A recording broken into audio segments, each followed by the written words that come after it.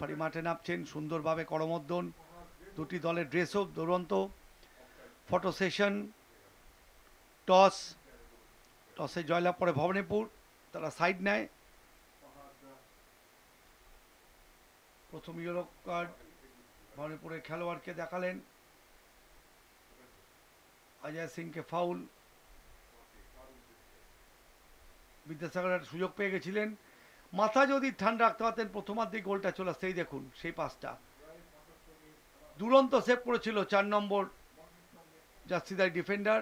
দ্বিতীয়ার্ধের খেলা শুরু দেখুন, প্রথম থেকে আক্রমণ কিভাবে সুকরাম সর্দার, এই দেখুন সে পেনাল্টির মুহূর্ত, বক্সের মধ্যে নিঃসন্দেহে ফল এবং ডান পায়ে ঠান্ডা মাথায় বিদ্যাসাগরের প্রথম গোল। এটি দ্বিতীয় গোলটা ব্রিলিয়ান্ট, বলটা কি সুন্দর সুইং করালো দেখুন, এক ঝলকে দেখে নিয়েছিল, কারণ শেখ ফয়সালের চেহারাটা ছোটোখাটো চেহারা, লম্বা চেহারা নয়। এবং দেখুন বলতে বলতে কিন্তু থার্ড গোল, ফিল্ড গোল, থার্ড গোল। এবার হেডে দেখুন, কর্নার আলতো করে রাখলো ফাঁকায়, কেউ বিদ্যাসাগরকে মার্ক পর্যন্ত করেনি। এটি সুযোগ চলে এসেছিল কিন্তু প্রিয়ান্ত দুরন্তভাবে সেভ করলেন।